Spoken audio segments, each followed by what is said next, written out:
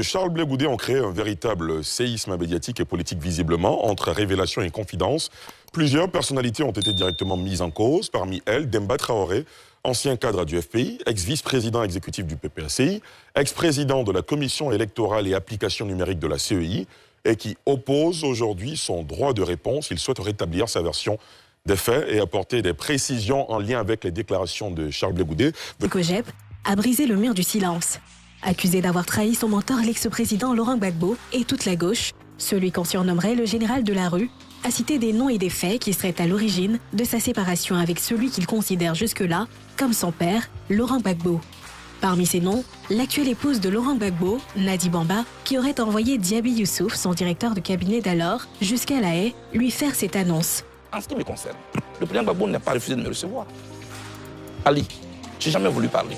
Nadi Bamba m'a envoyé mon ancien directeur de cabinet quand on était en semi-liberté. Je cite des noms ce soir. Vous étiez encore à La Haye ou C'est à La Haye, Ali Derasouba, et m'a envoyé Diaby Youssouf, qui vient me trouver à 3 h du matin dans mon hôtel à La Haye. Il dit qu'il a été envoyé par Nadi Bamba. Je lui dis de me faire une commission que voici. Et les événements doivent se faire ce soir. Dis à Blé Goudé que tant que je suis en vie, il ne verra plus jamais Laurent Gbagbo de ses yeux. S'il l'a vu, c'est à la télévision. S'il l'a entendu, c'est à la radio. Mais mieux, mais j'ai dit pire, dis-lui que tôt ou tard, j'aurai sa fin. Une déclaration qui a secoué la classe politique et fait réagir plus d'un, dont Sidiki Konaté, cité comme témoin de l'affaire. Une des révélations choc et inédites au cours de cette émission, qui a aussi fait le tour des réseaux sociaux et défrayé la chronique, c'est cette vidéo de Demba Traoré, proche de Laurent Gbagbo.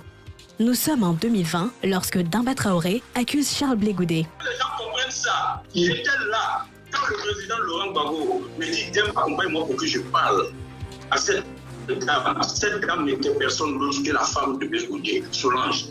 Devant moi, elle a dit « Tu diras à fille, s'il veut être candidat, qu'il soit candidat.